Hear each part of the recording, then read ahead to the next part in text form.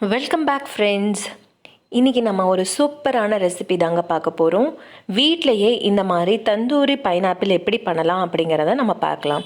நம்ம நார்மலாக பைனாப்பிளை அப்படியே கட் பண்ணி ஒன்று ஜூஸ் போட்டு குடிப்போம், இல்லை அப்படின்னா ஏதாவது ஒரு டெசர்ட்டுக்கு வந்து நம்ம யூஸ் பண்ணுவோம். ஸோ இந்த மாதிரி நீங்கள் தந்தூரி பைனாப்பிள் பண்ணி சாப்பிடும்போது ரொம்பவே ஜூஸியாக, ஸ்பைஸியாக, ஸ்வீட்டாக ரொம்பவே நல்லாயிருக்கும். ஸோ நம்மளில் பல பேர் வந்து இந்த பைனாப்பிள் கட் பண்ணுறதுக்கே பயந்து இந்த ஸ்லைஸ்டு பைனாப்பிள் மட்டும் வாங்கிட்டு வந்து சாப்பிடுவாங்க. ஸோ இதை கட் பண்ணுறது ரொம்ப ஈஸி தான். கொஞ்சம் நல்லா வந்து ஹோல்ட் பண்ணிவிட்டு நீங்கள் வந்து ஒரு ஷார்ப்பான கத்தியால் கட் பண்ணிங்க அப்படின்னா, சைட்லலாம் எடுத்துட்டிங்க அப்படின்னா ரொம்பவே ஈஸியாக முடிஞ்சிடும். ஸோ இந்த மாதிரி நீங்கள் கட் பண்ணிவிட்டு நீங்கள் வந்து இதை ஸ்லைஸ் பண்ணிக்கோங்க. குட்டி குட்டி, அதாவது நல்லா தின்னாக இருக்கணும்னு அவசியம் கிடையாது. ஒரு மீடியம் ஸ்லைசஸாக பண்ணிக்கலாம். ஏன் அப்படின்னா ரொம்ப தின்னாக வைக்கும்போது உங்களுக்கு வந்து அதில் இருக்கிற ஜூஸ் எல்லாமே வெளியில் வந்துடும். ஸோ சாப்பிட்றதுக்கு அந்தளவுக்கு நல்லா இருக்காது. அதனால் ரொம்ப வந்து தின்னாக இல்லாமல் ரொம்பையும் திக்காக இல்லாமல் ஒரு மீடியமாக வந்து நம்ம இந்த பைனாப்பிள் பீசஸை கட் பண்ணிக்க போகிறோம். ஏற்கனவே பைனாப்பிள் நல்லா ஜூஸியாக இருக்கும். ஸோ இதை வந்து எடுத்து வச்சிடலாம். இப்போது இதில் மசாலா என்ன போடலாம் அப்படிங்கிறத நம்ம பார்த்துடலாம். இதுக்கு வந்து நான் காஷ்மீரி சில்லி பவுடர் ஆட் பண்ணியிருக்கேன். ஸோ அதை வந்து ஒரு டேபிள் ஸ்பூன் அளவுக்கு ஆட் பண்ணியிருக்கேன். நீங்கள் நார்மலாக சில்லி பவுடர் ஆட் பண்ணணும்னா 1 டீஸ்பூன் அளவுக்கு போட்டால் போதும். அதே மாதிரி 1 டீஸ்பூன் அளவுக்கு மிளகு பொடி போட்டுக்கோங்க. சீரகப்பொடி வந்து ஒரு 1/2 டீஸ்பூன் இல்லை 3/4 டீஸ்பூன் அளவுக்கு போட்டுக்கோங்க. அப்புறமா சாட் மசாலா வந்து ஒரு 2 டீஸ்பூன் அளவுக்கு நீங்கள் போட்டுக்கலாம்.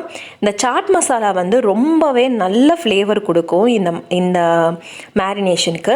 அப்புறமா ஒரு டீஸ்பூன் அளவுக்கு உப்பு, அப்புறம் 2 டேபிள் ஸ்பூன் அளவுக்கு வந்து நீங்கள் பொடிச்ச சர்க்கரை வந்து ஆட் பண்ணிக்கோங்க. இதை எல்லாத்தையுமே நம்ம வந்து நல்லா மிக்ஸ் பண்ணிடலாம். ஸோ இதில் வந்து நம்ம எந்த தண்ணியோ எதுவோ ஆட் பண்ணணும்னு அவசியமே கிடையாது. நம்ம ஏற்கனவே கட் பண்ணி வச்சுருக்கிற பைனாப்பிளில் இந்த மசாலாவை நல்லா தூவிட்டு நல்லா வந்து கோட் பண்ணிவிடுங்க. இதை நம்ம நல்லா கோட் பண்ணிவிட்டு அதுக்கப்புறமா நம்ம தவாவில் தான் ஃப்ரை பண்ணி எடுக்க போகிறோம். உங்ககிட்ட கிரில் பேன் இருந்துச்சு அப்படின்னா நீங்கள் கிரில் பேன்லேயும் ட்ரை பண்ணலாம்.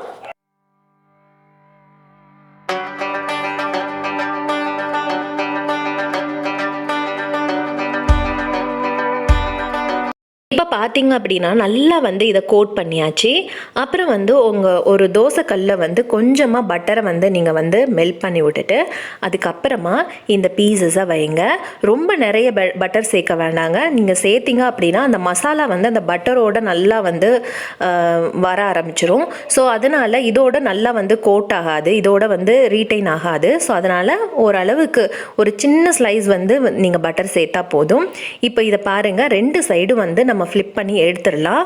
இதை இப்படி எடுக்கும்போது இதில் இருக்கிற மசாலா அப்படியே இருக்குங்க. நல்லா வந்து அது ரீட்டைன் ஆகும் இந்த மசாலா. இதில் அப்படி இருந்தால் தான் நமக்கு வந்து நம்ம இதை வந்து நம்ம டைரெக்டாக ஸ்டவ்வில் காட்டும்போது ரொம்பவே டேஸ்டியாக அந்த மசாலா வந்து அந்த ஸ்டவ்வில் காட்டும்போது ஒரு ஃப்ளேவர் வரும் பார்த்தீங்களா, அந்த அளவுக்கு நல்லா இருக்கும். பாருங்கள், இது ஓரளவுக்கு கொஞ்சம் ட்ரை ஆக ஆரம்பிக்குது. இந்த ஸ்டேஜில் வந்து நம்ம எடுத்து வச்சுக்கலாம். பாருங்கள், ஓரளவுக்கு நம்ம 2 சைடுமே திருப்பி போட்டு நல்லாவுமே வந்து நல்லா ஜூஸியாகவே இருக்குது. அதாவது நீங்கள் ரொம்ப நேரம் வேக வைக்க வேணாம். இது ஒரு 2 to 3 மினிட்ஸ் வந்து நீங்கள் இந்த மாதிரி திருப்பி திருப்பி போட்டாலே போதும். இதை எடுத்து வச்சிடலாம்.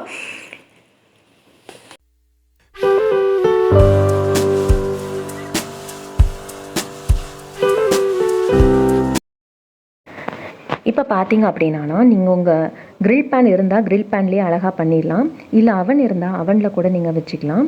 இப்போ வந்து நான் இந்த மாதிரி ஒரு தந்தூரி அந்த ரோட்டி போடுவோம் பார்த்தீங்களா, அந்த ஸ்டாண்டில் வச்சுட்டு டைரெக்டாக ஃப்ளேமில் வைக்கும்போது என்ன ஆகும் அப்படின்னா அந்த ஸ்மோக்கி ஃப்ளேவர் வந்து அதோட நல்லா வந்து இன்கார்ப்ரேட் ஆகும். ஸோ வந்து நமக்கு சாப்பிடும்போது நமக்கு ஒரு தந்தூரி ஐட்டம் சாப்பிட்ற மாதிரி ஒரு ஃபீல் இருக்கும். அதுக்காக தான் நான் வந்து டைரக்ட் ஃப்ளேமில் காட்டுறேன். இது லேசாக அங்கங்கே வந்து லேசாக கரியும் போது அந்த ஸ்மெல், அந்த ஸ்மோக்கி ஃப்ளேவர் வந்து ரொம்பவே நல்லாயிருக்கும் சாப்பிட்றதுக்கு. ஸோ நீங்கள் வந்து இதை 2 தடவை இப்படி திருப்பி போட்டு எடுத்தால் போதும், உங்களுடைய சூப்பரான தந்தூரி பைனாப்பிள் ரெடி ஆகிடுச்சு. இதை நீங்களும் கண்டிப்பாக ட்ரை பண்ணி பாருங்கள், எப்படி இருந்துச்சுன்னு சொல்லுங்கள். இதை வந்து நம்ம பிளேட்டிங் பண்ணிடலாம். பாருங்கள், ரொம்ப சூப்பராக இருக்கும். இதில் வந்து உங்களுக்கு கேரமல் சாஸு இல்லை வந்து எந்த விதமான சாஸ் வச்சியும் இந்த தந்தூரி பைனாப்பிளை சாப்பிட்லாம். ரொம்பவே டேஸ்டியான ஒரு ரெசிபி. உங்களுக்கு பிடிச்சிருக்கும்னு நம்புகிறேன். பிடிச்சிருந்தா என்னோட சேனலை சப்ஸ்கிரைப் பண்ணுங்கள், லைக் பண்ணுங்கள், ஷேர் பண்ணுங்கள், கமெண்ட் பண்ணுங்கள். இன்னொரு சூப்பரான வீடியோவில் பார்க்கலாம். Until then, bye. Thanks for watching.